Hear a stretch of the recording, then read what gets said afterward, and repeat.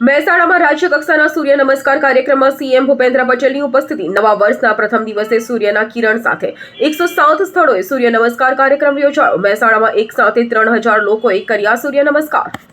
અને તેનું શ્રેષ્ઠ ઉદાહરણ એટલે વૈશ્વિક બનેલી આપણી યોગ પ્રણાલી છે. આ યોગ પ્રણાલીમાં સૂર્ય નમસ્કારને શ્રેષ્ઠ આસન ગણવામાં આવે છે. સૂર્ય નમસ્કારથી સંપૂર્ણ યોગાસનનો લાભ વ્યક્તિને મળી જાય છે. સ્વાસ્થ્યની કાળજીની સાથે તેમાં આધ્યાત્મિકતા પણ જોડાયેલી છે. આજે યોગને વિશ્વના ખૂણે ખૂણે પહોંચાડવાનું ભગીરથ કાર્ય આદરણીય શ્રી નરેન્દ્રભાઈએ પાર પાડ્યું છે. વડાપ્રધાનશ્રીએ યોગ દિવસ ઉજવવાનો યુનાઇટેડ નેશન જનરલ એમ્બેસીમાં 2014માં પ્રસ્તાવ મૂક્યો અને તેને સ્વીકારીને 21મી જૂને યોગ દિવસ તરીકે આપણે ઉજવી રહ્યા છીએ. વડાપ્રધાન શ્રી નરેન્દ્રભાઈ મોદી એવા વિઝનરી લીડર છે જે હંમેશા સ્વદેશ હિત સાથે સમગ્ર પૃથ્વીના હિતનો વિચાર કરે છે. તેમના દિશા દર્શનમાં ભારતે હમણાં G20ની પ્રેસિડેન્સી પણ સમગ્ર વિશ્વ એક પરિવાર ભાવ વસુધૈવ કુટુંબકમના મંત્ર સાથે સફળતાપૂર્વક પાર પાડી છે. શ્રી નરેન્દ્રભાઈએ યોગ સૂર્ય નમસ્કાર સાથે સૂર્ય ઉર્જાનું વધુ એક મહત્વ બિન પરંપરાગત ઉર્જા સ્ત્રોત તરીકે વિકસાવીને પ્રસ્થાપિત કર્યું છે.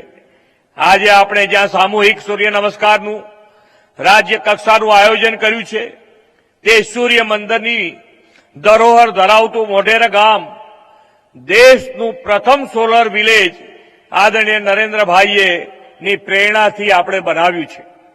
આજે સોલર વિલેજમાં આ પ્રાચીન સૂર્ય મંદિર પરિસરમાં ઉગતા સૂર્યના પ્રથમ કિરણની ઉષ્મા અને 2024ના વર્ષના પ્રથમ દિવસની નવી ઉર્જા સાથે સામૂહિક સૂર્ય નમસ્કારનો ઉપક્રમ યોજાયો છે.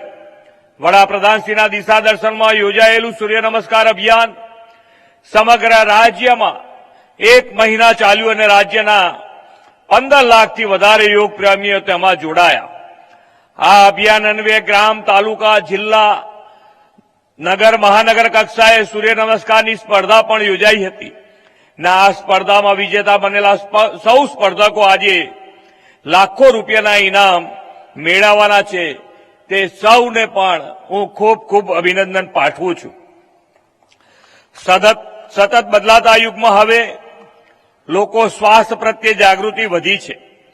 બીમારીના ઇલાજ કરતા બીમારી પડ્યા જ નહીં એવી જીવનશૈલીનું મહત્વ લોકોને સમજાયું છે. એવી આરોગ્યપ્રદ જીવનશૈલી માટે યોગ ઉત્તમ ઉપાય છે. વડાપ્રધાનશ્રીના નેતૃત્વના જ પરિણામે યોગની પ્રાચીન પરંપરા સમગ્ર વિશ્વમાં આરોગ્ય સુખાકારીના એક સબળ માધ્યમ તરીકે સ્વીકૃતિ પામી છે. ગુજરાતમાં આદરણીય નરેન્દ્રભાઈના દિશા દર્શનમાં યોગને પ્રોત્સાહન આપવા માટે અનેક યોજના રાજ્ય સરકારે કાર્ય કરી રહી છે.